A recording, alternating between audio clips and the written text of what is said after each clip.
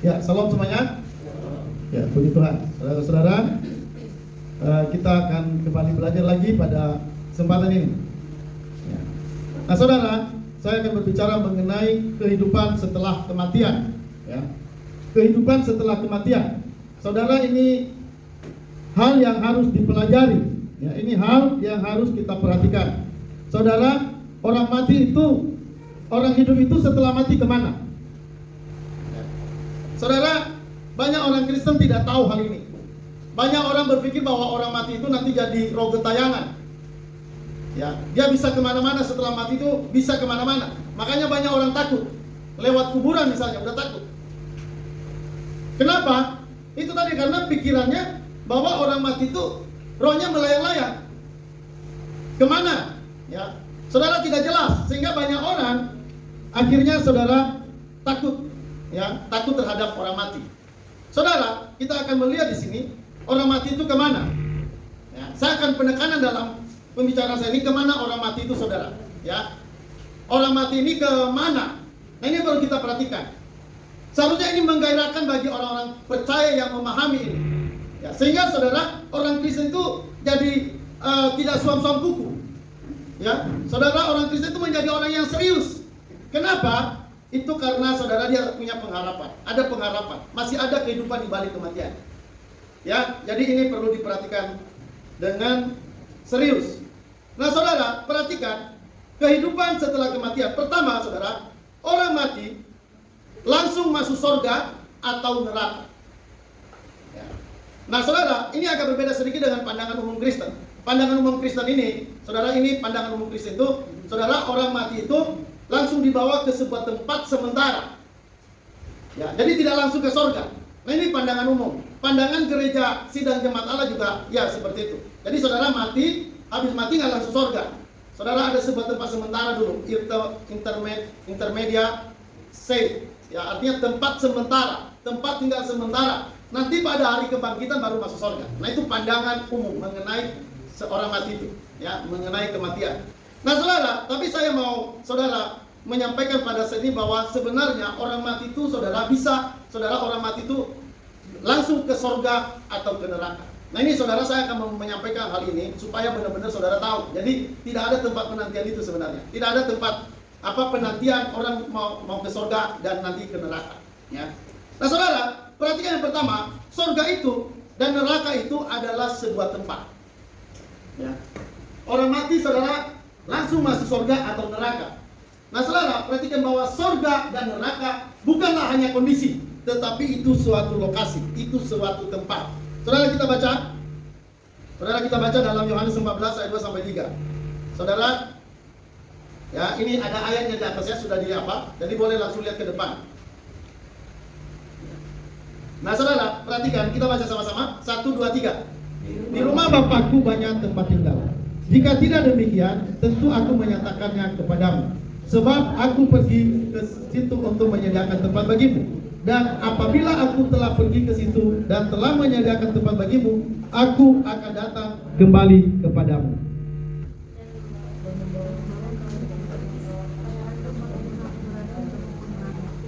Ya, jadi saudara, Yesus kemana? Ke surga. Ya. Dikatakan aku pergi kepada Bapa, ya. Di rumah Bapakku banyak tempat tinggal. Jika tidak demikian, tentu aku menyatakannya kepadamu. Sebab aku pergi ke situ untuk menyediakan tempat bagimu. Jadi surga ini tempat. Jadi bukan ilusi, bukan bayangan. Ya, saudara, jadi dikatakan di rumah Bapakku banyak tempat. Ada kata tempat di situ. Di rumah Bapakku banyak tempat. Ya, terus dikatakan sebab aku pergi ke situ untuk menyediakan tempat. Jadi, saudara, surga itu bukan sebuah bayangan atau sebuah situasi, tapi itu sebuah tempat. Itu sebuah tempat yang berupa fisik. Ayat 3, dan apabila aku pergi ke situ dan telah menyediakan tempat. Jadi surga itu tempat, ya. Nah, selanjutnya dikatakan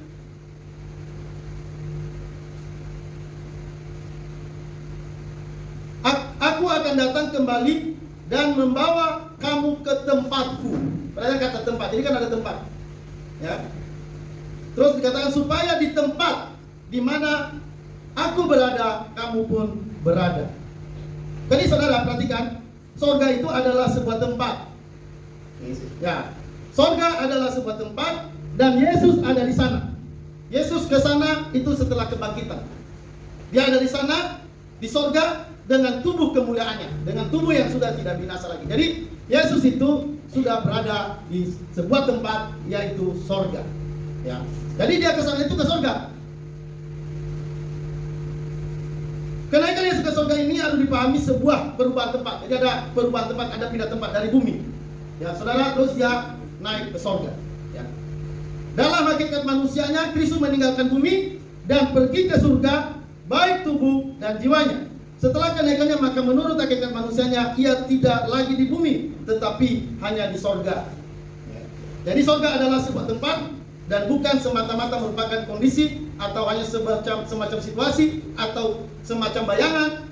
Ya, tapi ini benar-benar adalah sebuah tempat. Ya, di mana tempat itu? Saudara, siapa yang mau ingin tempat ke sana? Siapa yang mau melihat tempat di sana? Saudara, orang hidup belum bisa membuktikan tempat itu. Kita hanya bisa membuktikan bahwa tempat itu ada itu melalui Alkitab. Alkitab kita lah yang menegaskan bahwa itu adalah sebuah tempat. Kita yang masih hidup belum tahu tempatnya di mana. Bagaimana supaya saudara tahu? Harus mati. Kalau saudara mati, otomatis saudara langsung masuk ke sana. Saudara langsung bisa melihat tempat itu. Saudara, surga itu ada walaupun tidak kelihatan. Jadi jangan berpikir karena tidak kelihatan, lalu surga itu tidak ada. Surga itu saudara ada. Ya, kalau mau melihatnya secara langsung, saudara harus pergi dari dunia ini. Artinya saudara harus meninggalkan dunia, artinya mati, maka saudara akan langsung melihat yang namanya surga. Jadi sebenarnya kematian itu adalah, ya, kematian itu adalah saudara merupakan sebuah pertemuan. Ya, sebuah pertemuan atau perjumpaan dengan Allah. Ya, maka kematian itu sebenarnya adalah penting. Ya, jadi tubuh kita itu harus mengalami kebinasaan dulu. Kenapa? Karena tubuh kebinasaan kita ini atau tubuh manusia kita ini sudah berdosa, tidak bisa masuk surga. Maka kematianlah itu solusi utamanya. Maka harus ada kematian. Maka orang percaya itu sebenarnya kematian itu bukanlah hal yang menakutkan. Ya, walaupun misalnya seperti sekarang kita dengarkan kematian, ya di mana-mana berapa orang mati satu hari. Saudara, buat kita anak Tuhan tidak perlu dikhawatirkan. Kenapa? Karena kita punya pengharapan. Ada pengharapan bagi kita. Ya, saudara, kita punya tempat yang Allah sediakan bagi kita. Maka karena itu, saudara, kematian ini harus kita sambut. Nah, saudara perhatikan, surga itu, saudara, itu merupakan perpindahan tempat dari pribadinya dari satu tempat ke tempat yang lain. Dari bumi ke sorga. Karena itu surga adalah suatu tempat. Jika Kristus mempunyai tubuh yang sungguh-sungguh, tubuh itu harus menempati suatu ruangan, tempat tertentu. Di mana Kristus ada, di situ juga orang Kristen ada. Ya. Nah, saudara, perhatikan lagi dalam Pengkhotbah ayat 12, pasal 12 ayat 7. Dan debu kembali kepada tanah seperti semula, dan roh kembali kepada Allah. Jadi kalau orang sudah mati itu, ya, orang mati itu, saudara, dikatakan tubuhnya kembali kepada debu dan rohnya kembali kepada Allah. Ya, ada dulu orang dalam pemakaman, dia yang membawa firman Tuhan pada waktu pemakaman, lalu dia bilang, saudara, orang mati kembali kepada debu dan rohnya itu kembali pada Allah, dalam arti nanti rohnya itu melayang-layang. Ya, nah ini saudara, masih banyak orang Kristen yang tidak paham ini. Maka karena itu banyak orang Kristen yang masih berdoa kepada orang mati. Karena dia pikir orang mati itu masih ada di dunia ini. Saudara, perhatikan baik-baik, orang mati kembali kepada Allah. Allah ada di mana? Allah ada di mana? Di sorga. Berarti kalau manusia itu mati, rohnya kembali pada Allah, artinya manusia itu kembali kepada Allah di sorga. Halo, amin?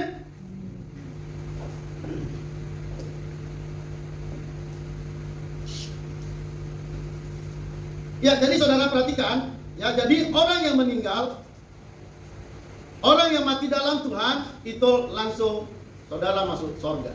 Orang yang mati di luar Tuhan, ya, orang yang mati di luar, orang percaya, mereka akan masuk neraka. Kita masuk surga, orang yang tidak percaya masuk neraka.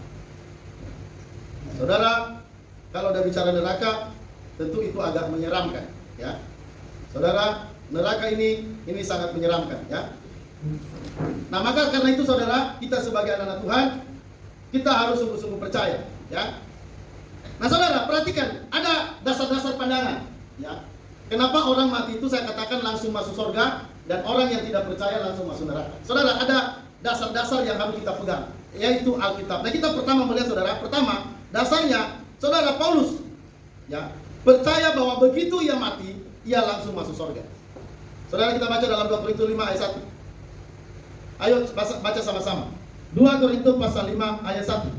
1, 2, 3. Karena kami tahu bahwa jika kemah tempat kediaman kami di bumi ini dibongkar, Allah telah menyediakan suatu tempat kediaman yang kekal yang tidak dibuat oleh tangan manusia.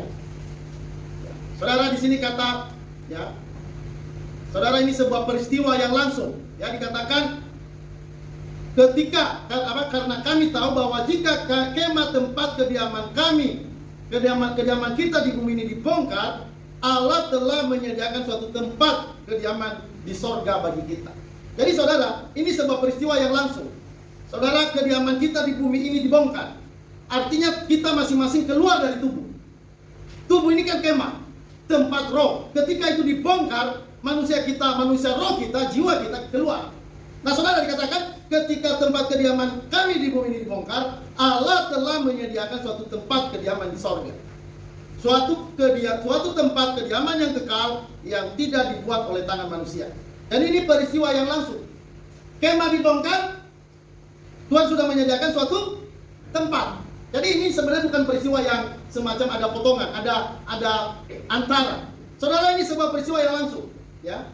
Saudara, orang yang mati itu artinya kemah tubuhnya itu dibongkar, maka dia pergi ke kemah abadi, yaitu sebuah tempat kediaman di sorga. Ya, sebuah tempat kediaman di sorga, suatu kediaman yang kekal yang dibuat oleh tangan, yang tidak dibuat oleh tangan manusia, tetapi dibuat oleh tangan Allah sendiri.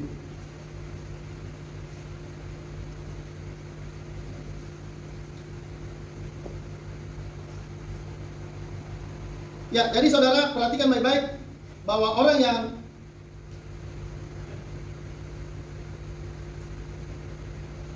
mati itu saudara langsung. Ya, itu tadi ayatnya dalam 2 Korintus pasal 5 tadi, ya.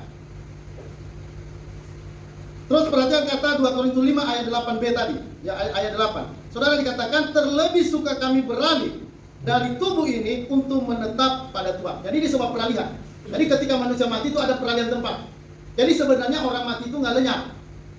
Orang mati tidak lenyap. Ini perhatikan. Orang Saduki, aliran Saduki berkata bahwa orang mati itu sudah tidak ada lagi kebangkitan. Jadi ini aliran Saduki. Orang Saduki itu percaya bahwa orang mati itu sudah lenyap, habis, jadi tidak ada lagi kebangkitan. Jadi orang Saduki ini adalah orang yang tidak percaya kebangkitan. Saksi Yehova, saudara, ajaran saksi Yehova, orang mati yang saudara yang jahat itu langsung habis. Jadi tidak ada kebangkitan bagi orang mati yang jahat dan tidak ada juga neraka. Jadi lenyaplah orang mati itu yang jahat. Ini dalam pandangan orang saksi Yehova. Ya. Nah, saudara, perhatikan di situ ya, di dalam 2 Korintus 5 tadi bagian 8b dikatakan terlebih suka kami beralih dari tubuh ini untuk menetap pada Tuhan. Ya, menetap. Perhatikan kata untuk menetap. Jadi saudara, kalau kita sudah dari bumi ini, perhatikan, kita sudah dari bumi ini terus meninggalkan tubuh ini mati, lalu kita akan beralih ke sebuah tempat yaitu sorga. Di sini Paulus berkata untuk menetap pada Tuhan. Jadi di sana itu tempatnya tetap. Kalau saudara sudah di sorga, itu tidak ada lagi tempat lain dan tidak ada lagi perpindahan tempat. Itu menetap di sana selama-lamanya. Halo, amin. Ya, nah banyak orang tidak tahu ini sehingga mereka lebih serius mencari tempat di bumi ini. Mereka berjuang hanya untuk tempat di bumi. Padahal saudara, Alkitab berkata ada tempat yang menetap di sorga. Ya, maka karena itu saudara, kita harus serius untuk mengarahkan hati kita kepada sorga ini.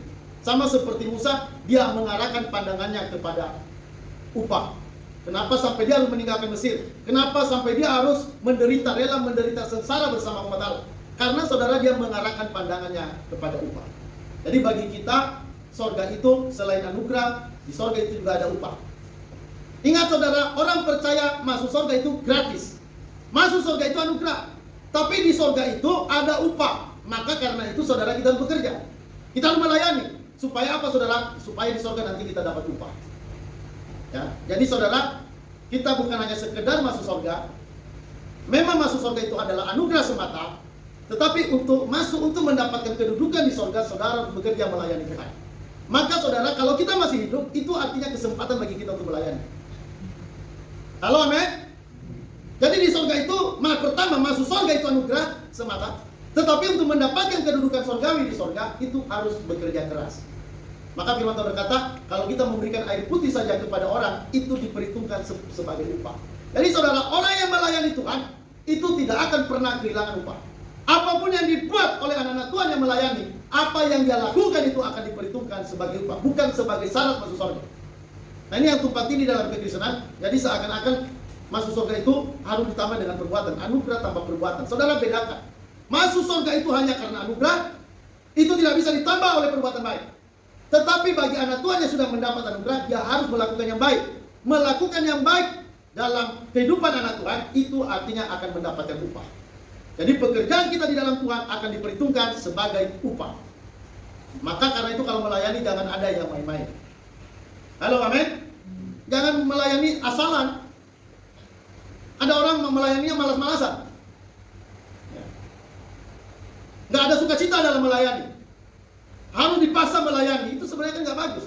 Kenapa? Karena tidak menyadari bahwa ada upah. Kalau orang menyadari ada upah, dia akan bekerja. Apalagi kan mata Tuhan tertuju pada orang-orang percaya. Nggak mungkin apa yang Anda lakukan itu akan hilang. Tidak mungkin. Tuhan tidak mungkin melupakan apa yang saudara buat di dalam dia. Ya, maka karena itu saudara, melayani Tuhan harus dengan semangat, sukacita. Jangan malah merasa diri berat. Ada orang-orang melayani merasa diri berat, terpaksa. Nah, itu orang yang mengerti ada upah dalam kerajaan Allah. Kalau orang sampai tahu ada upah, dia akan bekerja keras. Ya. Orang yang tidak menyadari ini, biasanya mukanya melayani Tuhan, melayani. Ya. Main musik misalnya, tapi mukanya nggak ada senyum. Kalaupun senyum itu hanya karena terpaksa dibuat Tuhan.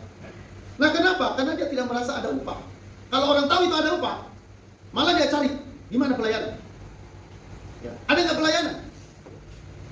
Tapi kalau orang yang tidak menyadari ini, ya nggak ada pelayanan, dia nggak tanya. Ada pelayanan, ya dia melayani enggak asalan aja. Kenapa saudara? Karena dia tidak menyadari ada upah. Saudara, yang memberi upah itu bukan saya. Yang memberi upah itu bukan manusia. Yang memberi upah itu adalah Allah. Allah berjanji, saudara, apa yang kita buat dalam dia, itu tidak akan pernah sia-sia. Ya, maka saudara, kalau saudara melayani, saya mau menasihatkan Anda, jangan melayani dengan terpaksa. Daripada terpaksa melayani, lebih bagus tidak usah melayani. Halo, amin? Nah saudara, alasan yang kedua, perhatikan. Alasan yang kedua, kenapa saudara dikatakan orang mati yang percaya pada Yesus itu langsung masuk surga. Yang pertama tadi, Paulus yang mengatakan bahwa kalau kediaman kita dibongkar, maka kita akan menetap dalam kediaman surgawi, di tempat yang bukan dibuat oleh tangan manusia, tapi oleh tangan Allah. Jadi itu sebuah peristiwa yang langsung. Halo, amin? Yang kedua, perhatikan. Yang kedua saudara, Yesus menjanjikan ya kepada seorang penjahat yang di sebelah mana itu? Sebelah kanan ya? Dia berkata pada waktu orang yang sebelah kanannya, waktu Yesus disalib, orang yang sebelah kanannya disalib, Yesus berkata kepada dia, "Aku berkata kepadamu, sesungguhnya hari ini juga engkau akan bersama-sama dengan aku di mana? Di Firdaus." Ya. Saudara, perhatikan orang yang akan mati yang di sebelah kanan, karena waktu itu dia masih hidup. Ini kan dia udah mati. Ya, hidupnya udah sekarat. Lalu Yesus bilang, pada saat ini juga engkau akan bersama aku di Firdaus. Nah, persoalannya bersama aku. Yesus ada di mana coba? Yesus ada di mana? Dia pergi tadi kemana? Ke sorga. Aku pergi ke sana untuk menyediakan tempat bagimu. Di rumah Bapakku banyak tempat tinggal. Jadi Yesus ini ada di rumah Bapaknya. Lalu Yesus bilang kepada orang yang sebelah kanan, pada hari ini juga engkau akan bersama aku di Firdaus. Perhatikan kata Firdaus. Firdaus itu apa? Firdaus itu surga atau lain dengan surga? Yesus tadi berkata, aku akan pergi ke tempat, ya, ke tempat yaitu tempat di rumah Bapa. Dia pergi ke sana Berarti Yesus itu ada di rumah Bapa. Lalu Yesus bilang kepada orang yang sebelah kanan, pada hari ini engkau akan bersama aku di Firdaus. Nah saudara, Firdaus sama surga apakah sama? Saudara, Firdaus dan surga itu adalah sama. Nah sementara memang, perhatikan baik-baik, memang dalam banyak pandangan kekristenan, banyakkan Firdaus dan surga itu dibedakan. Firdaus itu adalah tempat sementara, ya, nanti pada hari kebangkitan, lalu orang-orang yang di Firdaus ini dipindahkan ke surga. Saudara, ini perlu penelitian. Kalau sekarang saya terus terang memiliki pandangan bahwa orang mati langsung ke surga. Kalau dulu memang pandangan saya bahwa orang mati itu ke Firdaus, ini tempat sementara, lalu nanti saudara setelah di hari kebangkitan baru Yesus saudara akan menarik orang ini masuk surga. Jadi seperti Firdaus itu tempat sementara. Tapi saudara, kalau kita melihat dari ayat-ayat tadi yang kita baca, Firdaus itu adalah tempat menetap, ya, tempat menetap selama-lamanya.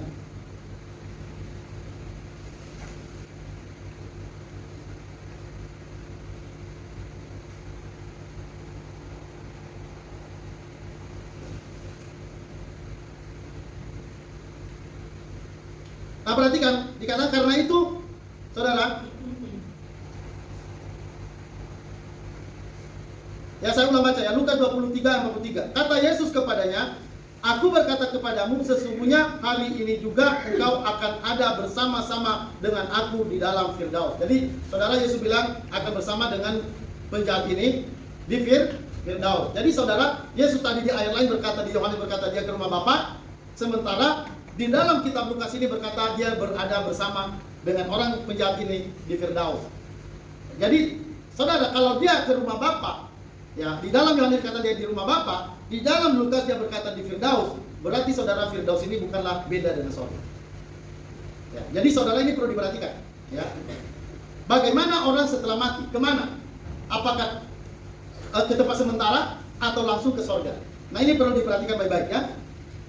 Nah saudara, perhatikan dikatakan karena tidak bisa ada keraguan bahwa Firdaus adalah surga.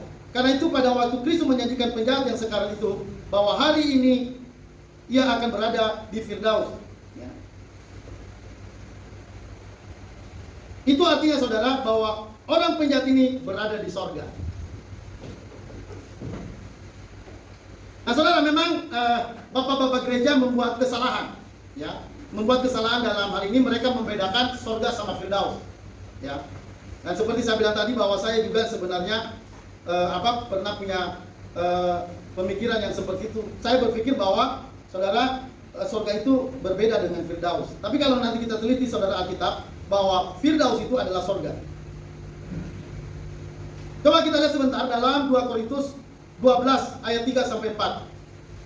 Saudara, kita bisa lihat nanti di sini dalam 2 Korintus 12 ayat 3 sampai 4. Firdaus itu saudara, itu menunjuk itu surga. Perhatikan baik-baik ya. Coba kita lihat dalam 2 Korintus 12. 2 Korintus 12 ayat 2 sampai 4. Kita baca sama-sama. 1, 2, 3. Aku tahu tentang seorang Kristen 14 tahun yang lampau, entah di dalam tubuh aku tidak tahu, entah di luar tubuh aku tidak tahu. Allah yang mengetahuinya. Orang itu tiba-tiba diangkat ke tingkat yang ketiga dari sorga. Aku juga tahu tentang orang itu, entah di dalam tubuh, entah di luar tubuh. Aku tidak tahu. Allah yang mengetahuinya. Ia tiba-tiba diangkat ke Firdaus dan ia mendengar kata-kata yang tak terkatakan, yang tidak boleh diucapkan manusia. Ya, saudara, di sini kita bisa lihat Firdaus itu sama dengan surga. Ya, coba perhatikan. Paulus pertama dikatakan, saya baca ulang, aku tahu tentang seorang Kristen 14 tahun yang lampau, entah di dalam tubuh aku tidak tahu, entah di luar tubuh aku tidak tahu. Allah yang mengetahuinya. Orang itu tiba-tiba diangkat ke tingkat yang ketiga. Ya, ke tingkat keberapa? Ketiga. Ya. Di sorga. Ya, jadi tingkat 3 itu apa? Coba perhatikan ya. Diangkat ke tingkat yang ketiga dari sorga. Ya. Aku juga tahu tentang orang itu. Entah di dalam tubuh, entah di luar tubuh, aku tidak tahu. Allah yang mengetahuinya. Ia tiba-tiba diangkat ke Firdaus dan ia mendengar kata-kata yang tak terkatakan, yang tak boleh diucapkan manusia. Nah, perhatian pertama dia katakan sorga, tingkat ketiga yang di sorga. Terus saudara di ayat 4, ia tiba-tiba diangkat ke Firdaus. Jadi saudara, Firdaus sama surga itu sebenarnya sama. Ya. Tingkat 3 itu surga. Ada langit ini ada 3 tingkat. Ya, yang pertama itu saudara, langit yang dimana ada ada udara ya, ada burung-burung bisa lewat, bisa berterbangan, itu juga langit, itu tingkat pertama. Nah, ya langit yang kedua atau surga yang kedua itu tingkat kedua, itu tempat di mana ada matahari, benda-benda angkasa. Itu langit, itu juga surga. Ya. Nah, saudara, ada satu lagi surga tingkat ketiga. Nah, inilah tempat di mana Yesus ada. Inilah surga. Ya, makanya dibilang tingkat yang ketiga. Ya, jadi nggak ada lagi tingkat yang lain, misalnya tingkat ketujuh nggak ada. Saudara, jadi surga itu sebenarnya dibagi 3. Itu langit di atas kita, ya, di mana burung-burung bisa berterbangan, itu langit tingkat pertama. Langit yang kedua, tingkat kedua, itu sebenarnya juga dibilang surga. Itu adalah tempat benda-benda angkasa ada, yang meteor-meteor, matahari, bintang-bintang, ya, dan planet-planet dan sebagainya. Nah, saudara, langit ketiga itu adalah surga. Itu tempat yang dikatakan tadi tempat Yesus ada, ya, atau dikatakan sebagai rumah Bapa, ya. Nah, saudara, jadi kita bisa melihat bahwa surga dan Firdaus itu bukan sebuah yang berbeda, bukan sebuah tempat yang berbeda. Firdaus itu adalah surga. Firdaus itu adalah bagian dari surga. Jadi, saudara, kita bisa ada di sini dalam pernyataan Paulus ini. Ya, dia melihat tingkat ketiga, ya, dikatakan ada orang itu tiba-tiba diangkat ke tingkat yang ketiga dari surga. Ya, jadi terima roh dikatakan, artinya bahwa Stefanus itu dia langsung bertemu dengan Tuhan Yesus. Dan ingat, Tuhan Yesus itu saudara dia ada di surga. Ya. Jadi kalau seperti dibilang tadi, Yesus di atas kayu salib itu, dia berkata kepada orang sebelah kanannya, pada saat ini kau akan bersama aku di Firdaus. Berarti Yesus di Firdaus. Berarti Yesus juga di rumah Bapa. Itu nggak mungkin ada 2 tempat. Yesus di Firdaus sekali-sekali, Yesus ada juga di surga sekali-sekali, nggak mungkin. Jadi itu jelas bahwa dia ada di Firdaus, dia ada di surga, itu sama. Itu istilah yang sama saja. Nah, kita juga lihat di alasan keempat. Saudara, beberapa ayat dalam kitab Wahyu menunjukkan orang-orang yang masuk surga, padahal itu terjadi sebelum kebangkitan orang mati. Misalnya di Wahyu 4 ayat 4, ya. Dikatakan, dan sekeliling tahta itu ada 24 tahta, dan di tahta itu duduk 24 tua-tua yang memakai pakaian putih dan mahkota emas di kepala mereka. Wahyu 5 ayat 8. Ketika yang mengambil gulungan kitab itu, tersungkurlah keempat makhluk, dan ke-24 tua-tua di hadapan anak domba itu masing-masing memegang 1 kecapi dan 1 cawan emas penuh dengan kemenyan. Itulah orang-orang apa?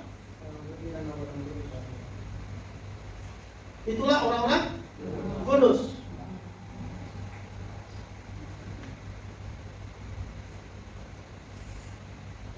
Ya, coba terus ayat Wahyu pasal 6. Wahyu pasal 6 ayat 9. Nah, perhatikan saudara, di dalam Wahyu 9, Wahyu 6 ayat 9 dan 11. Dan ketika anak domba itu membuka materai yang kelima, aku melihat di bawah mezbah jiwa-jiwa mereka yang telah dibunuh. Jadi ini orang mati. Orang-orang yang telah mati dibunuh oleh karena firman Allah dan oleh karena kesaksian yang mereka miliki. Dan kepada mereka masing-masing diberikan selai jubah putih. Dan kepada mereka dikatakan bahwa mereka harus beristirahat sedikit waktu lagi hingga genap jumlah kawan-kawan pelayan dan saudara-saudara mereka yang dibunuh sama seperti mereka. Ya. Saudara katakan, ketika anak domba itu membuka materai yang kelima, aku melihat di bawah mezbah jiwa-jiwa mereka telah dibunuh. Saudara, kalau kita lihat tadi, kita hubungkan dengan Wahyu sebelumnya, Wahyu pasal 5, ya. Saudara, ini Wahyu pasal 5 ini nanti dia akan terus sampai Wahyu pasal 6 ini. Nah, saudara, ini berbicara, ya, bahwa saudara ini mereka ada di sebuah tahta. Tahta yang mana itu? Itu tahta anak domba. Di dalam tahta itu ada dikatakan 4 makhluk dan ada 24 tua-tua di hadapan anak domba. Jadi mereka ini di dalam lokasi yang satu tempat, ya, di mana di situ ada anak domba Allah, yaitu Yesus. Jadi di hadapan domba-domba, di hadapan anak Allah itu, di sini nanti dilihat ada 24 tua-tua. Ya, terus nanti dilihat ada di situ orang-orang mati yang sudah dibunuh. Jadi ini bukan sebuah tempat yang berbeda. Orang-orang mati ini juga ada di hadapan Allah itu. Hanya mereka hidup di situ. Jadi mereka ada di hadapan Allah. Yesus ada di mana? Jelas Yesus ada di surga. Nah, saudara, ini perlu penelitian. Jadi perhatikan baik-baik, ya, bahwa orang yang mati itu, saudara, langsung ke surga. Ya, jadi maka kalau kita begitu saudara, artinya berarti kita bisa ketemu Allah langsung. Bisa kita ketemu dengan Yesus langsung. Kita bisa ketemu dengan orang-orang yang sudah mendahului kita langsung. Seperti Abraham, Yakub, nanti kita akan bertemu. Orang-orang yang sudah mati duluan dan kita sama-sama percaya, kita akan bertemu dengan mereka di sana. Kita bertemunya bukan di tempat yang berbeda, tapi di tempat satu tempat, yaitu sorga atau Firdaus. Oke, kita lihat satu kisah lagi dalam Alkitab mengenai Elia dan Henokh. Elia dan Henokh, mereka ini tidak mati. Lalu mereka dibawa kemana? Elia dan Henokh dibawa kemana? Coba kita baca, sebentar. Tolong baca. Pertama Kejadian 5 ayat 24. Kejadian 5 ayat 24. Tolong baca satu orang.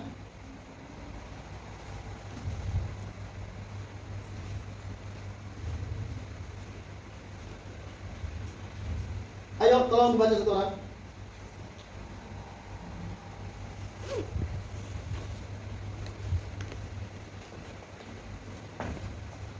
Halo, dibaca. Kejadian 5 ayat 4. Dan Henokh hidup bergaul dengan Allah, lalu dia tidak ada lagi sebab dia telah diangkat oleh Allah. Dia telah Diangkat oleh Allah. Ya, oke, kita baca lagi 2 Raja-Raja 2. 2 Raja-Raja 2 ayat 1 sampai 11. Ayat 1 dan 11.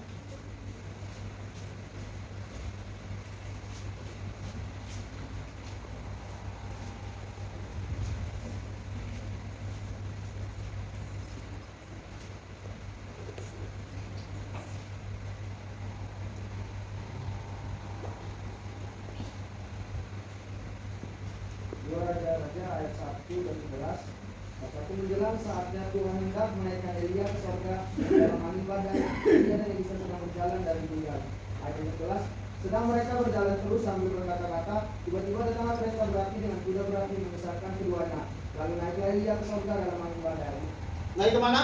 Sorga. Sorga. Tadi di dalam Kejadian pasal 5:24 itu dia dikatakan tadi memang di situ nggak terang-terangan sorga, tapi dikatakan tadi dia diangkat Allah. Tapi saudara, secara eksplisit dalam 2 Raja-Raja pasal 2 ayat 1 dan 11 itu menunjukkan Elia langsung diangkat ke sorga. Kalau Elia dalam ayat 2 Raja-Raja pasal 2 ini terang-terangan dikatakan dia naik ke sorga, ya, lalu berarti Henokh juga sama, dia diangkat ke sorga. Dikatakan di dalam Kejadian tadi bahwa ia diangkat Allah.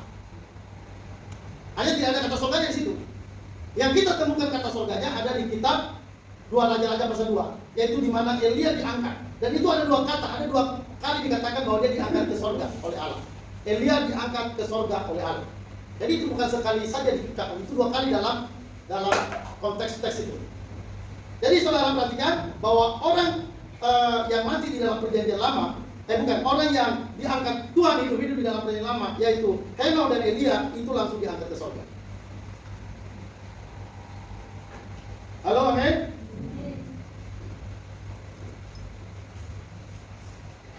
Nah saudara, demikian juga nanti dalam cerita Lazarus dan orang kaya, ya. Saudara, di dalam cerita orang kaya itu nanti bisa dilihat dalam Lukas 16, ya, ayat 19 sampai 31. Nah saudara, dikatakan orang miskin itu, ya, dia dibawa kemana? Orang miskin dibawa kemana?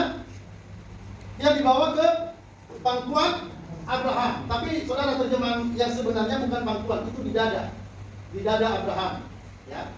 Dikatakan saudara dalam ayat ini, kemudian matilah orang miskin itu lalu dibawa oleh malaikat ke pangkuan Abraham, ya, atau dada Abraham. Orang kaya itu juga mati lalu dikubur. Dan sementara yang menderita sengsara di alam maut, yang memandang ke atas, dan dari jauh dilihatnya Abraham dan Lazarus duduk di pangkuannya. Lalu dia berseru katanya, Bapak Abraham, kasihanilah aku. Suruhlah Lazarus supaya ia mencelupkan bibirnya ke dalam air dan menyejukkan lidahku, sebab aku sangat kesakitan dalam nyala api. Lanjut. Nah saudara, dalam perumpamaan tentang orang kaya dan Lazarus, ya, tubuh dikuburkan, tetapi saudara tetap siksaan terhadap jiwa, ya, yang digambarkan bersifat fisik. Ya, di sini Yesus menyesuaikan ajarannya dengan konsep dari zamannya, atau lebih tepat menggunakan jasa yang berkiasan, yang bersifat materi untuk menyatakan kenyataan atau fakta rohani, ya. Jadi saudara, ini sebenarnya menggambarkan sebuah fakta nyata bahwa orang mati itu saudara, itu dia dibawa langsung ke surga atau ke neraka. Nanti kita melihat di dalam ayat tadi, di dalam buku tadi, orang kaya itu saudara, dia berada di tempat siksaan. Ya, dikatakan di dalam tempat siksaan. Ya, saudara, dia sudah menerima siksaan di situ. Dia sudah menerima hukuman. Jadi penghukuman itu sebenarnya sudah terjadi. Jadi sebenarnya penghukuman itu tidak menunggu hari terakhir. Jadi saudara, orang yang sudah dihukum itu tempatnya sudah menetap, tidak akan bisa bakalan pindah lagi.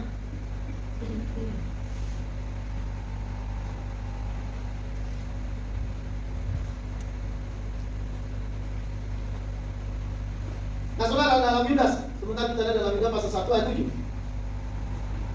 Saya baca, sama seperti Sodom dan Gomora dan kota-kota sekitarnya yang dengan cara yang sama melakukan percabulan dan mengejar kekuasaan-kekuasaan yang tak wajar, telah menanggung sisaan api kekal sebagai peringatan kepada semua orang. Jadi saudara perhatikan di sini, orang yang telah dihukum Tuhan pada waktu Sodom dan Gomora, kan ada api belerang. Saudara perhatikan, itu hukuman kekal. Mereka sudah langsung menanggung akibat. Maka dikatakan telah menanggung siksaan api kekal. Api kekal, kata api itu kekal. Jadi api yang keluar itu yang saudara yang menghukum orang-orang Sodom dan Gomora itu api kekal. Dan sejak saat itu saudara, orang itu dihukum terus selama-lamanya. Makanya saudara di surga itu, di neraka itu sangat tidak enak. Selama-lamanya saudara akan mengalami penghukuman. Nah saudara, di sini di dalam bahasa Yunani, saudara dia memakai kata telah menanggung, ya. Saudara dikatakan bukan akan menanggung. Jadi artinya sesuatu yang sedang terjadi, sedang dialami, bukan nanti. Penghukuman itu bukan nanti. Sebenarnya orang yang mati itu langsung dihukum. Langsung dihukum. Jadi orang mati jadi nggak menunggu hari penghakiman. Nanti saudara, nanti ada beberapa alasan. Ya bagaimana dengan ayat-ayat yang menunjukkan bahwa sepertinya orang mati itu kan menunggu penghakiman terakhir. Nanti kita akan bahas itu, ya. Tapi yang saya mau terangkan sekarang bahwa saudara, orang yang mati, ya itu langsung ke surga atau ke neraka. Kalau dia percaya pada Yesus, dia langsung ke surga. Yang disebut Firdaus itu sama dengan surga. Ya, istilah-istilah dalam kitab itu banyak istilah. Misalnya dia pakai tadi tingkat yang ketiga, ya, Firdaus. Nah saudara, itu sebenarnya berbicara tentang surga. Jadi bukan tempat yang lain, bukan tempat yang sifatnya sementara. Oke, lanjut saudara ya. Nah perhatikan bahwa orang-orang mati itu saudara langsung, ya. Jadi bukan ke tempat sementara, bukan tempat penantian, tapi langsung, ya, langsung ke tempat surga atau neraka. Nah coba kita lihat saudara, perhatikan dalam Lukas 16. Lukas 16:26, saya baca. Selain daripada itu, di antara kami dan engkau terbentang jurang yang tak terseberangi, supaya mereka yang mau pergi dari sini kepadamu, ataupun mereka mau datang dari situ kepada kami, tidak dapat menyeberang. Jadi saudara perhatikan, ini sebuah tempat di mana orang mati itu masuk, itu adalah sebuah tempat yang menetap, bukan tempat sementara. Ini perhatikan baik-baik. Jadi surga itu tempat menetap, neraka itu juga tempat menetap. Saudara, di sini kita melihat antara perbincangan antara orang kaya di neraka dengan Abraham. Apa kata Abraham? Abraham berkata, selain daripada itu di antara kami dan engkau terbentang jurang yang tak terseberangi. Jadi tidak ada jalan, tidak ada jalan, yang ada hanya jurang yang tidak bisa terseberangi. Jadi orang dari neraka tidak bisa masuk ke surga, orang dari surga tidak bisa masuk ke neraka. Sebuah tempat yang sifatnya kekal, itu bukan sifatnya sementara. Jadi di sini kita melihat bahwa tempat bagi orang yang sudah masuk surga itu tidak akan berubah, dan tempat yang sudah masuk ke neraka itu juga tidak berubah. Abraham menegaskan, kamu tidak bisa ke sini, kami juga tidak bisa ke sana. Ada jurang pemisah. Ini jurang pemisah, jurang yang tidak bisa terseberangi. Jadi saudara, ini kalau sampai orang sudah mati, itu langsung pada penghakiman. Nah, makanya Firman berkata, manusia yang ditetapkan mati sekali, habis itu penghakiman itu langsung. Ya, jadi kita saudara bisa melihat sebuah kebenaran, ya, kebenaran yang besar, yang luar biasa. Perhatikan di sini, ditekankan di sini adalah bahwa sekali seseorang telah mati, setelah jiwanya terpisah dari tubuhnya, kondisinya apakah diberkati atau dikutuk, tetap selama-lamanya. Tidak ada hal yang disebut kesempatan kedua. Ya. Jadi saudara, tempat itu kalau orang sudah mati, tempat itu sudah tetap. Ya. Maka dijauhkanlah cara berpikir bahwa orang mati itu masih ada. Makanya kan kita orang-orang Nias ya, orang-orang Batak, itu kan sebuah kebodohan kalau misalnya kita memberikan makan orang mati. Saya pernah lihat tuh, siapa itu nenek saya itu siapa tuh? Saya udah gak ingat. Dia kasih makanan di dalam apa? Di bawah ranjang. Terus dia bilang makanlah. Saya nggak ada orang. Siapa mau dikasih makan? Ya dikasih makanan, dikasih sirih. Wah, bilang makanlah. Tolong jangan ganggu kami. Itu kenapa? Karena tidak memahami orang mati itu nggak ada tempat lagi di bumi. Orang mati itu tempatnya sudah tidak di bumi. Orang mati itu tempatnya sudah di surga atau di neraka. Di surga bagi orang percaya, di neraka bagi orang tidak percaya.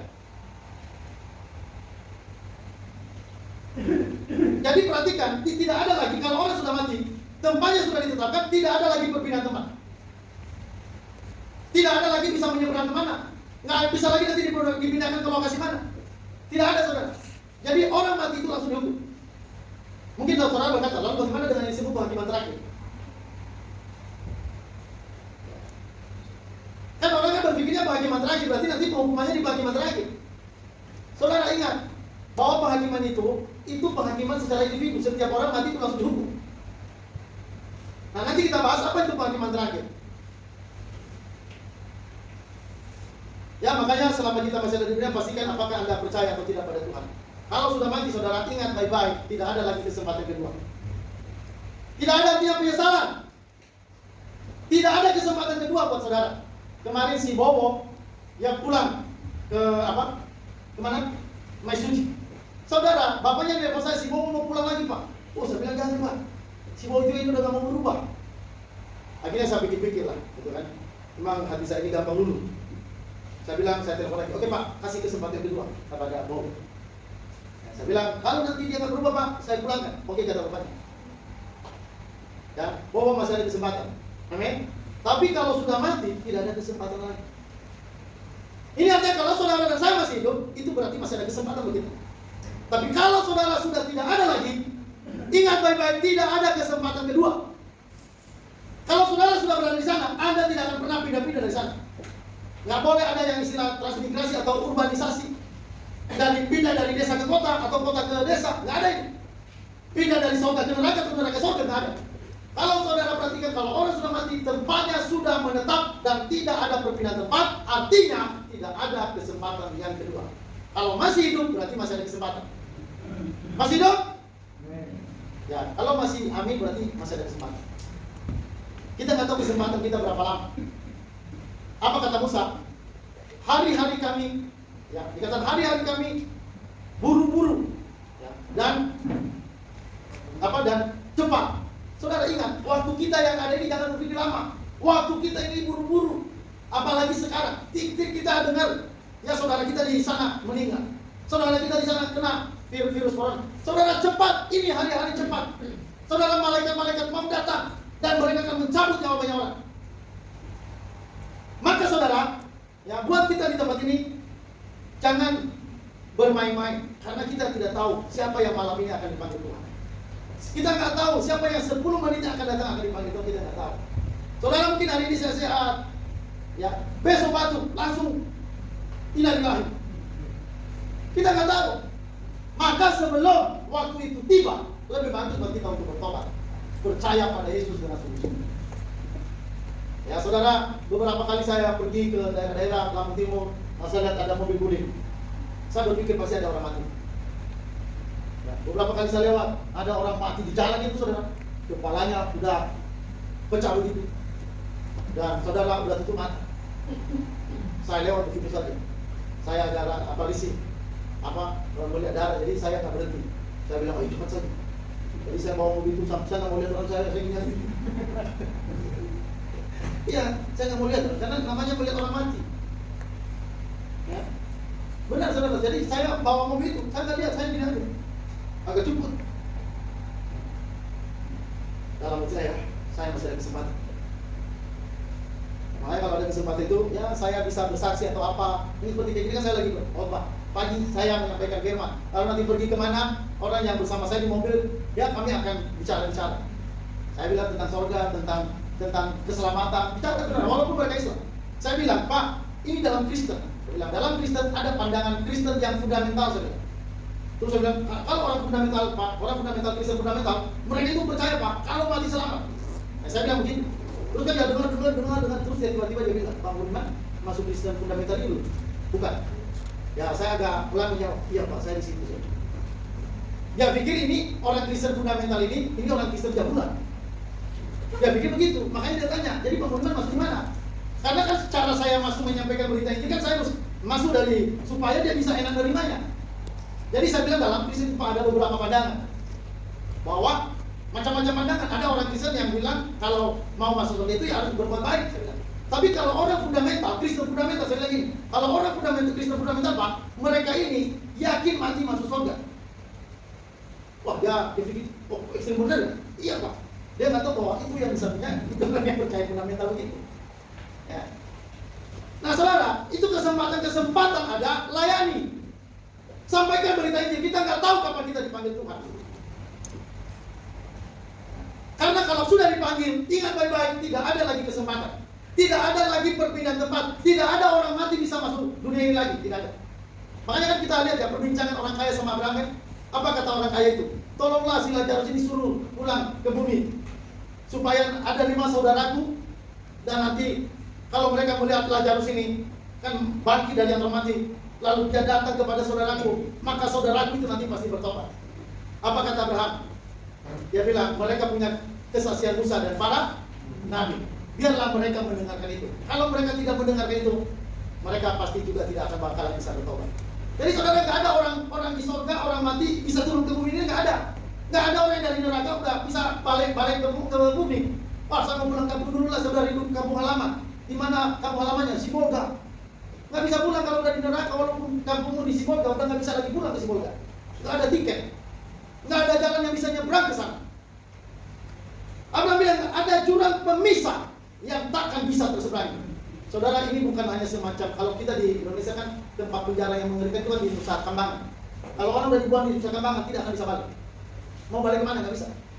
Kalau orang sudah dihukum di Nusa Kambangan. Ya. Saudara, hampir mirip dengan neraka. Kalau udah sampai di neraka nggak bisa balik.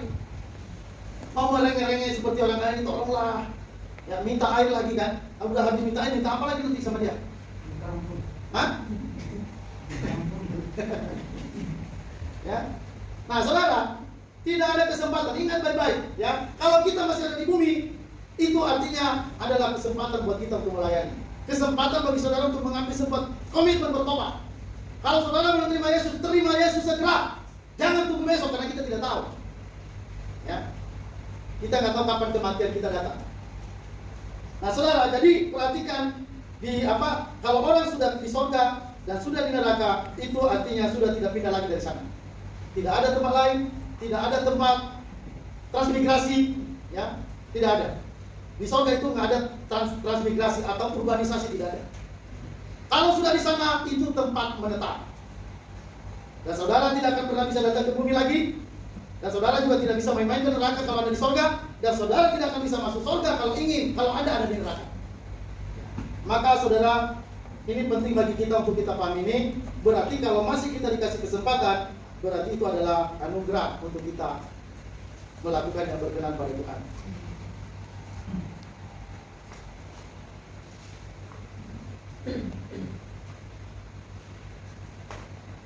Nah, saudara, jadi Alkitab berkata bahwa orang-orang yang sudah mati itu akan, saudara, punya tempat yang kekal, tempat yang selama-lamanya, tempat yang menetap. Nanti kita bisa lihat, saudara, di dalam Alkitab banyak ya istilah-istilah di dalam Alkitab. Misalnya itu di dalam kitab Yudas dikatakan mereka bagaikan bintang-bintang yang baginya telah tersedia tempat di dunia kekelaman untuk selama-lamanya. Ya, jadi kalau udah masuk ke sana itu udah mati, kan Tuhan berkata manusia ditetapkan mati sekali. Habis mati ngapain? Dihakimi. Dihakimi kapan? Langsung. Ya, saudara, setiap orang ditetapkan mati sekali, habis itu dihakimi. Saudara, mati dan dihakimi itu, saudara, itu sebuah kejadian yang terus berlangsung. Bukan menunggu waktu lama pada hari penghakiman terakhir. Penghakiman terakhir itu, saudara, artinya penghakiman itu sudah beres, sudah selesai. Tidak ada yang tidak dihukum. Semua sudah dihukum. Jadi penghakiman itu, saudara, tidak menunggu penghakiman terakhir. Tapi penghakiman itu bagi orang yang sudah mati, itu berarti dia langsung mengalami penghakiman. Memang nanti saudara ada masa kebangkitan tubuh. Tapi kebangkitan tubuh itu memang semua. Artinya semua orang pada waktu itu saudara mereka akan mengenakan tubuh. Itu yang dibilang kebangkitan orang mati. Itu sebenarnya masalah pengenaan tubuh. Tubuh yang sudah busuk itu diganti menjadi tubuh yang mulia bagi orang percaya, tubuh kemuliaan. Bagi orang yang tidak percaya berarti tubuh kebinasaan. Saudara, kita lihat di dalam 2 Tesalonika pasal 1 ayat 9. Ya, sama seperti apa yang kata orang tadi, tidak ada tempat untuk bisa berpindah. Ya, saudara, kalau sudah di sana, tetap di sana, tidak bisa lagi pergi kemana, tidak bisa lagi pergi ke bumi, tidak bisa pergi ke surga, yang di neraka yang di surga juga nggak bisa masuk ke neraka. Jadi itu tempat selama-lamanya. Nah, saudara, dalam 2 Tesalonika pasal 1 ayat 9 dikatakan mereka ini akan menjalani hukuman kebinasaan selama-lamanya. Dijauhkan dari hadirat Tuhan, dari kemuliaan kekuatannya. Saudara, jauh dari hadirat Tuhan. Ini hal yang sangat mengerikan. Saudara, mari kita rendah hati, jangan sombong. Mari kita bertobat selama masih ada kesempatan. Saudara, alasan-alasan berikutnya mengenai tempat itu menetap dan tidak ada berpindah tempat. Saudara, dalam kitab suci, ya, ada istilah hidup yang kekal dan hukuman yang kekal. Jadi saudara, sifatnya kekal, tetap. Ya. Api kekal. Terus apa lagi selain api kekal? Api yang kekal kita baca, ya, api yang tidak terpadamkan dalam Matius pasal 3 ayat 12. Terus ada istilah lagi api yang kekal. Itu yang jatuh, ya, hukuman di Sodom dan Gomora itu ada api dan belerang. Itu api kekal itu. Api yang kekal. Jadi itu bukan api yang sementara. Jadi orang yang dihukum itu langsung api kekal, itu langsung api neraka. Jadi mereka langsung dibawa ke neraka. Terus dalam Matius pasal 25-46 siksaan yang kekal. Jadi sisanya itu kekal. Terus dikatakan dalam Markus 9, ulat-ulatnya tidak akan mati. Wahyu pasal 14 ayat 11, siang malam tidak henti-hentinya. Siang malam sampai selama-lamanya. Jadi saudara, roh-roh yang terhilang di dalam neraka dikurung selama-lamanya. Jadi udah nggak ada lagi pindah-pindah. Ya, makanya sebuah kebodohan kalau ada orang Kristen masih memberi makan sama orang mati. Kebodohan bagi orang Kristen yang pergi ke kuburan minta berkat. Tolong opung berkati kami. Berilah kami rezeki opung. Padahal udah mati. Saudara, opung nggak ada di sana. Opung kita sudah, kalau jadi orang percaya dia di surga. Kalau dia nggak percaya ya dia di neraka. Makanya ada orang bertanya pada saya, jadi salah ya Pak kalau ada orang-orang berdoa di kuburan? Saya bilang, kalau berdoa di kuburan, sepanjang tidak berdoa kepada orang mati tidak masalah. Berdoa di kuburan tidak salah. Yang salah ketika kita berdoa di kuburan untuk orang mati. Berdoa kepada orang mati atau mendoakan orang mati. Kalau orang mati sudah tidak bisa dirubah lagi. Orang sudah mati itu artinya akan yakin. Tidak ada lagi kesempatan yang lain. Ya, makanya kemis, ya, kalau bertobat sekarang. Jangan bertobat nanti kalau sudah di neraka. Amin, kemis? Amin. Ya, Om Anom, Onam betul. Onam, ya, Om Onam harus sungguh-sungguh bantuan. Ya, si Bobo, jangan ikut-ikutan yang lain. Mulai di sini, ada di sini, berubah. Saya mau berubah. Saya mau maju. Saya mau membangun masa depan saya. Saya mau melayani Tuhan.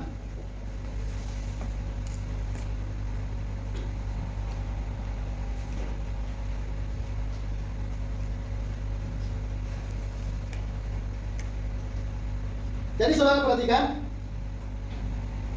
baik-baik sebab apa? Saudara, tidak ada yang bisa datang dari neraka ke surga, ya. Demikian juga tidak ada apapun yang bisa datang dari surga ke neraka.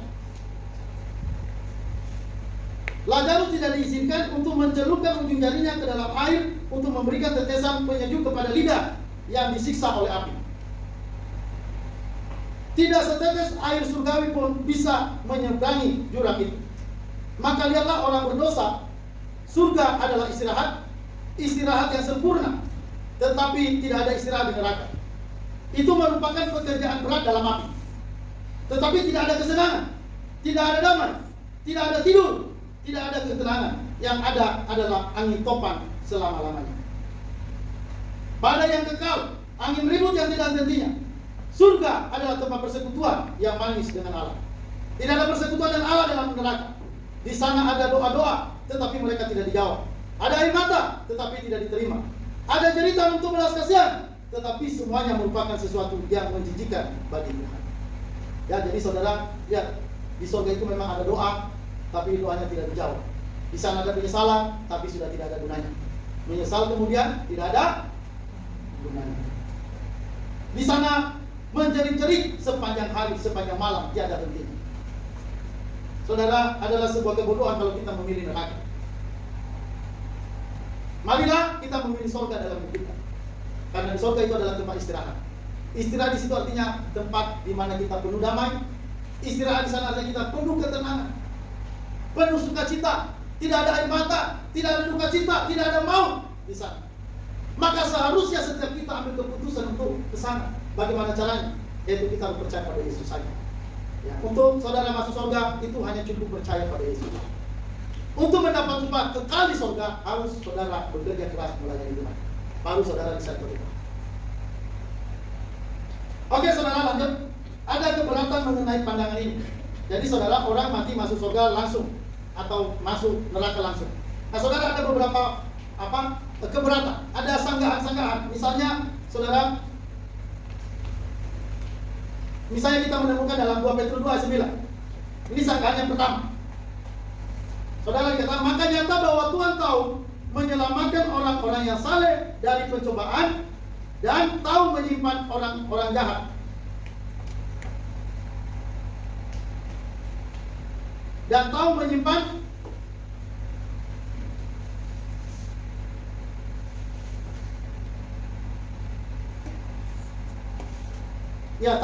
orang-orang jahat untuk disisa pada hari penghakiman.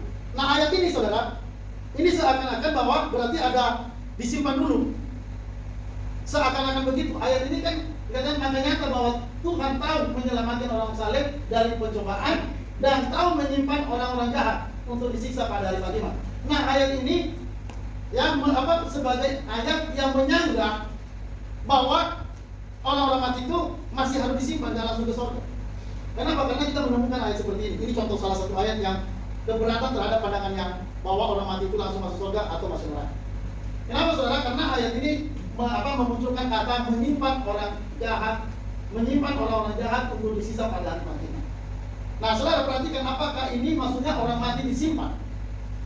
Ini orang mati ini menunjukkan orang mati atau masih orang hidup? Coba perhatikan, kata-kata ini menunjukkan orang yang masih hidup atau yang masih mati, yang sudah mati. Kalau ini menunjukkan orang mati, berarti orang mati masih disimpan untuk dihukum pada hari terakhir. Tapi kalau di sini tahu menyimpan orang-orang, menyimpan di sini adalah maksudnya orang yang masih hidup. Coba, siapa yang bisa melihat ini orang yang masih hidup atau sudah mati? Nah, kalau kita melihat kalimat sebelumnya dikatakan, maka nyata bahwa Tuhan tahu menyelamatkan orang-orang saleh dari pencobaan. Ini orang saleh yang sudah mati atau orang saleh yang masih hidup? Hah? Masih hidup? Yakin? Berarti kalau ini orang-orang saleh yang masih hidup, berarti ini juga maksudnya orang-orang jahat yang masih hidup. Jadi orang yang jahat yang masih hidup ini nanti akan disimpan untuk hari penghakiman. Artinya dihakimi di ruang neraka. Jadi bukan menyimpan orang mati, orang jahat yang mati, bukan. Ini menyimpan orang-orang yang masih hidup, yang jahat. Tahu menyelamatkan orang yang masih hidup, yang percaya pada Tuhan mampu menyelamatkan orang itu. Tetapi orang-orang yang jahat yang masih hidup itu akan disimpan untuk hari penghakiman. Jadi ini nggak berbicara tentang penghakiman hari terakhir, bukan. Ya, ini maksudnya berbicara tentang orang yang jahat yang masih hidup itu artinya disimpan itu maksudnya ditetapkan. Mereka ini nanti ditetapkan untuk dihukum pada hari terakhir. Ya, jadi ini bukan berbicara mengenai orang-orang mati itu disimpan dulu baru nanti dihakimi pada hari terakhir, itu bukan. Jadi ini salah satu ayat yang menunjukkan keberatan terhadap pandangan bahwa orang mati itu masuk surga atau langsung masuk neraka. Jadi menurut mereka bahwa orang itu masih disimpan dulu, ya itu yang disebut Firdaus. Kalau orang percaya masuk ke Firdaus dulu. Kalau orang tidak percaya masuk ke Hades atau dunia orang mati. Nah, itu pandangan-pandangan yang ada gitu. Pandangan ini memang gak bertentangan dengan pandangan yang saya sampaikan tadi. Nah, saudara perhatikan lagi.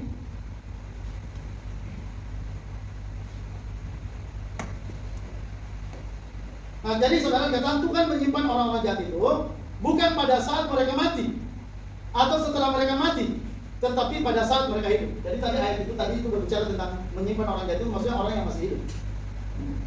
Ya, alasan berikutnya dikatakan ayat ini tidak mengatakan bahwa orang-orang jahat itu sudah mati. Ya, ayat 9a membicarakan tentang orang saleh itu dalam keadaan masih hidup. Dan karena itu jelas bahwa ayat 9b juga membicarakan orang-orang jahat yang masih dalam keadaan hidup.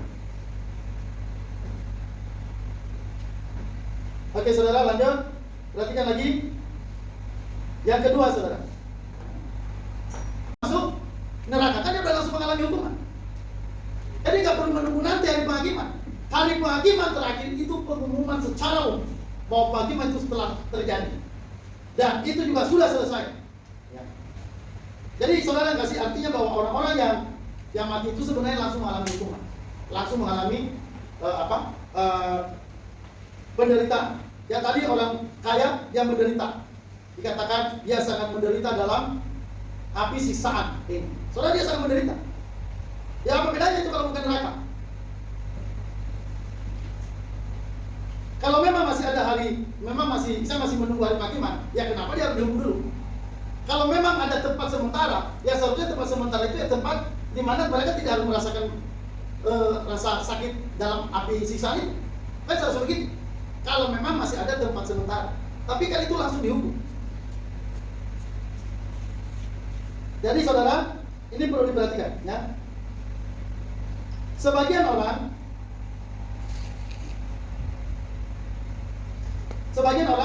memahami bahwa penghakiman akhir sama sekali tidak perlu, karena setiap orang ditentukan pada saat kematiannya. Jadi perhatikan ya, penghakiman itu pada hari kematian. Halo, amin. Jangankan nanti menunggu hari penghakiman, kita aja kadang-kadang dihukum. Orang percaya itu kan masih dihukum Tuhan langsung. Misalnya kita salah kan ada hukuman, ada ajaran. Dan perhatikan, penghakiman itu sudah dimulai. Dan penghakiman itu sudah dimulai di dalam mana? Dalam gereja. Maka kita lihat anak-anak Tuhan itu kok banyak penderitaan. Itu hukuman, itu tapi sifatnya ajaran, itu bukan hukuman kekal. Hukuman bagi anak-anak Tuhan itu bukan hukuman kekal neraka, bukan. Bedakan itu. Kalau anak-anak Tuhan dihukum itu sifatnya ajaran. Misalnya Anda melakukan dosa, lalu nanti pada suatu saat Tuhan akan semacam menekan Anda sehingga akhirnya Anda harus menderita, sehingga akhirnya Anda harus bertobat. Itu kan sudah penghakiman juga. Jadi saudara baca bahwa penghakiman akhir sama sekali tidak perlu, karena nasib setiap orang ditentukan pada saat kematiannya. Anggapan yang mendasari argumentasi ini yaitu bahwa penghakiman akhir itu tujuannya untuk memastikan keadaan yang akan datang dari manusia adalah sepenuhnya salah. Penghakiman akhir ini tujuannya adalah menunjukkan di hadapan semua makhluk rasional kemuliaan yang dinyatakan dari Allah dalam suatu tindakan formil atau resmi atau bersifat hukum pengadilan yang satu sisi memuliakan kekudusan dan kebenaran dan di sisi lain kasih karunia dan belas kasihan. Jadi ini sebenarnya hanya sifatnya pengumuman yang sifatnya formal. Pengumuman secara umum di hadapan semua manusia. Pengumuman di hadapan umum, di hadapan semua para malaikat. Diumumkan bahwa sudah selesai penghakiman. Sekarang orang yang di neraka akan menjalani hukumannya selama-lamanya, dan orang di sorga akan menikmati hidup selama-lamanya. Di sorga saudara ada upah yang berbeda-beda, ada kedudukan yang berbeda-beda. Makanya karena itu saudara layanilah Tuhan dengan sebaik-baiknya. Kalau Anda melayani Tuhan dengan sebaik-baiknya, Anda tidak akan pernah rugi. Bisa saja nanti Kemis kalau dia sungguh-sungguh lebih sungguh-sungguh dari saya, dari Bapak, Kemis bisa jauh lebih tinggi kedudukannya dari saya. Tapi juga bisa Kemis jauh di bawah saya kalau saya lebih sungguh-sungguh. Kalau Reddy lebih sungguh-sungguh, bisa Reddy di atas Freddy. Halo Fred, mau di tempatnya mana nih? Fred, mau di pojok paling ujung. Nah saudara, sorga itu punya kedudukan, ya, punya tempat-tempat. Maka karena itu saudara, ingat bahwa Tuhan tidak mungkin lupa. Ya, Tuhan tidak mungkin lupa, ya, dalam hal melihat kasih yang kita tunjukkan kepada Dia.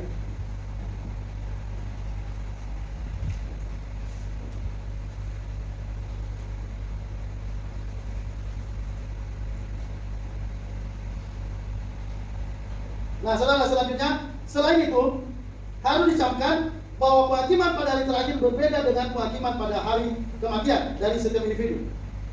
Dalam lebih dari satu hal, Itu tidak akan terjadi secara rahasia, tetapi bersifat umum. Itu tidak berkenaan dengan jiwa saja, tetapi juga dengan tubuh. Itu tidak berhubungan dengan satu individu saja, tetapi dengan semua manusia. Jadi saudara, penghukuman pada hari terakhir itu dikatakan, saya ulang, selain itu harus dicamkan bahwa penghakiman pada hari terakhir berbeda dengan penghakiman pada hari kematian dari setiap individu dalam lebih dari satu hal. Jadi saudara, kematian pribadi itu, ya, itu penghakimannya berbeda. Itu orang yang mati, ya secara individu langsung dihukum. Itu ingat baik-baik. Ya. Sama seperti tadi Lazarus, dia langsung ke surga. Dia kan langsung dapat surga. Orang kaya dia langsung masuk neraka. Di sana dia mengalami kehausan yang luar biasa. Di sana juga dia mengalami siksaan api yang sangat mengerikan. Jadi sudah berlangsung hukuman. Jadi menurut kitab suci akan ada suatu penghakiman pribadi pada saat kematian. Jadi ada penghakiman pribadi kapan? Pada saat kematian. Jadi langsung akan mendapatkan kematian.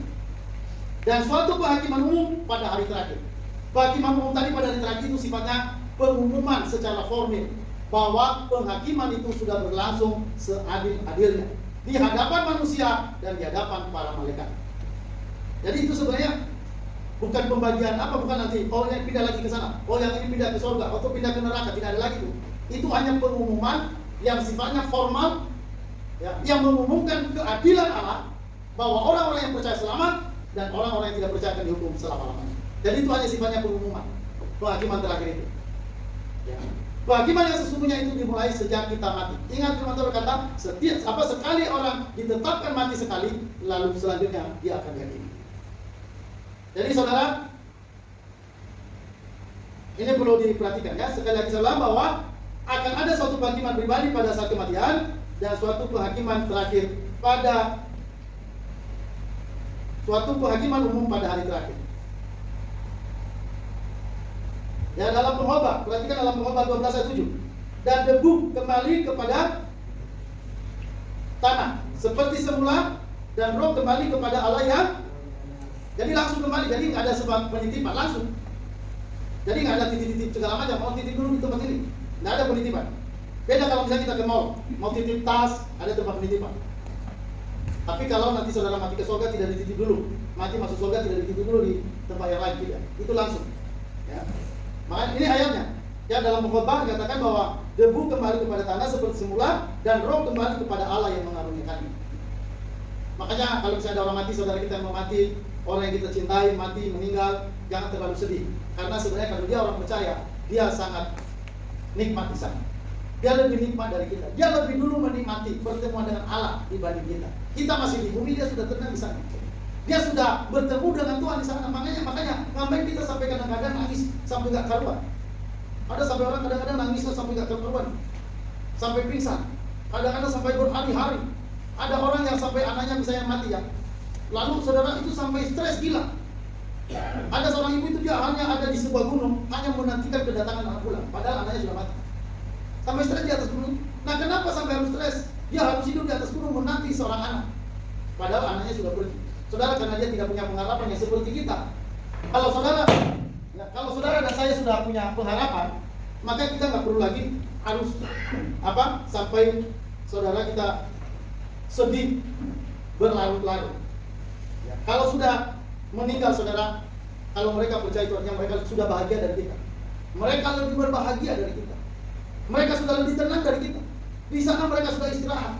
Istirahat di sana bukan berarti tidur-tiduran. Ya, jangan berpikir saya mau masuk surga karena di sana istirahat banyak tidur. Saudara jangan berpikir di surga itu tidur. Di surga itu nggak ada tidur. Bagaimana Anda bisa tidur nggak ada matahari di sana? Ya, makanya udah gini, jangan banyak tidur. Ya, siapa-siapa yang banyak tidur, ya boleh lah. Ya, tapi ingat di surga itu nggak ada tidur. Tapi istirahat dalam arti tenang. Tenang artinya tidak lagi ada kesakitan. Tidak ada lagi kerja keras banting tulang di sana, tidak ada. Karena di sana itu penuh dengan damai yang luar biasa. Ya, pernah itu orang PDS, Partai Damai Sejahtera, yang membangun sebuah partai dan gak lama kemudian partai itu harus tumbang. Saudara, memang harus tumbang, saudara. Kalau misalnya nggak tumbang, berarti dia partai damai sejahtera selama-lamanya.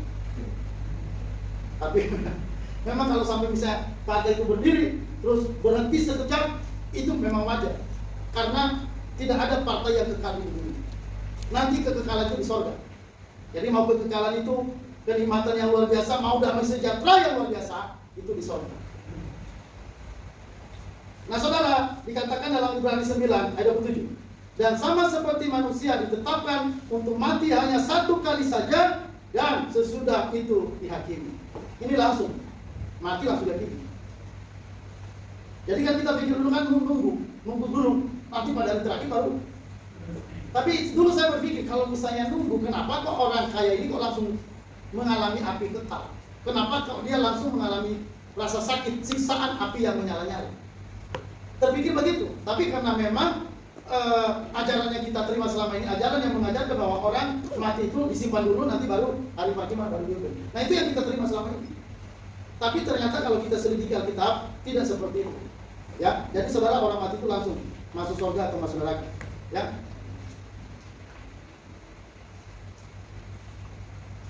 Nah saudara, keberatan yang ketiga, mengapa pada penghakiman akhir zaman ada orang-orang yang merasakan suatu kejutan terhadap penghakiman tersebut? Jadi ada semacam kejutan yang kita temukan dalam Matius pasal 7 ayat 21 sampai 23. Dikatakan, bukan setiap orang yang berseru kepadaku, Tuhan, Tuhan, akan masuk ke dalam kerajaan sorga, melainkan dia yang melakukan kehendak Bapa-Ku yang di sorga. Pada hari terakhir banyak orang akan berseru kepadaku, Tuhan, Tuhan, bukankah kami bernubuat demi nama-Mu? Dan selanjutnya. Nah saudara, ini perhatikan ya. Ini kejutan yang ditunjukkan ya oleh beberapa tes yang berkenaan pada dasar dengan dasar pada mana penghakiman itu diberikan.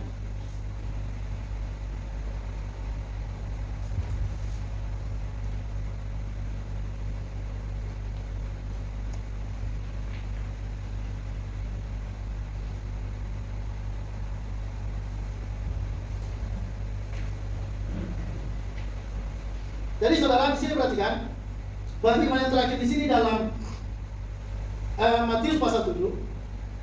Ini sebenarnya bukan yang disampaikan di sini. Perhatikan, ini bukan mengenai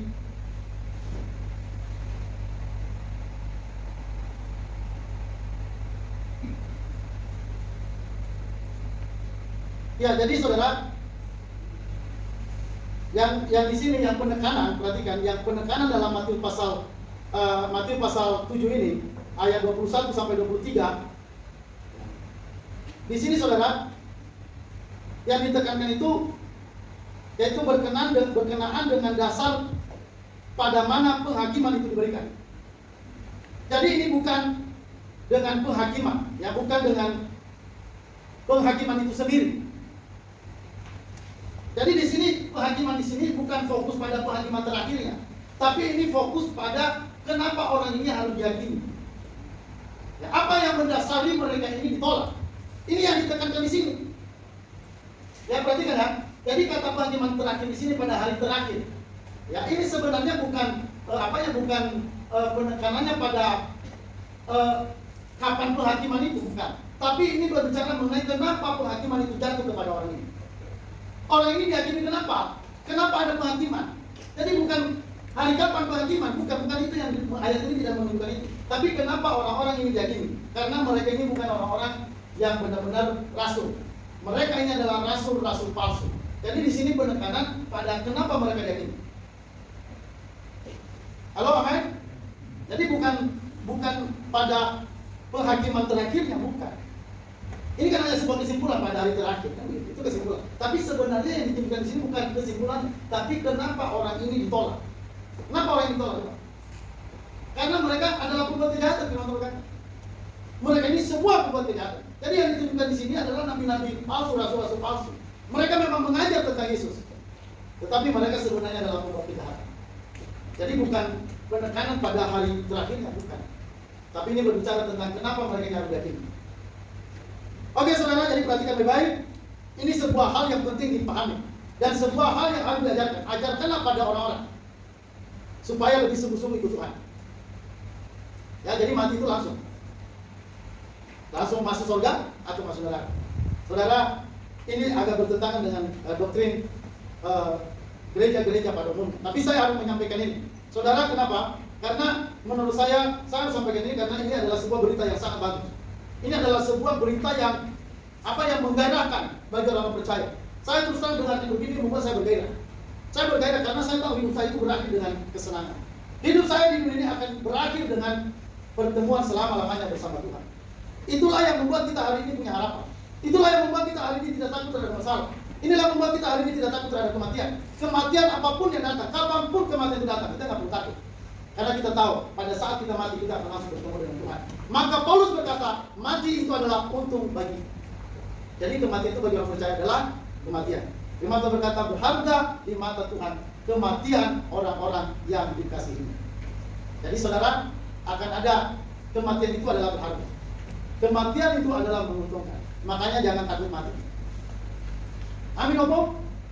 Sudah tidak takut? Siap? Ya, siap. Biasanya Opo ini kalau jawab, siap. Ini hanya gini aja. Ya, oke saudara. Jadi kita bersiap. Ya, jangan takut dengan hari kematian. Bagi orang yang tidak tahu ini, kematian itu menakutkan. Tapi bagi anak Tuhan, kematian itu adalah sesuatu yang berharga. Kematian itu adalah sesuatu yang menguntungkan. Oke saudara, itu aja firman Allah yang kita bisa dengarkan pada saat ini.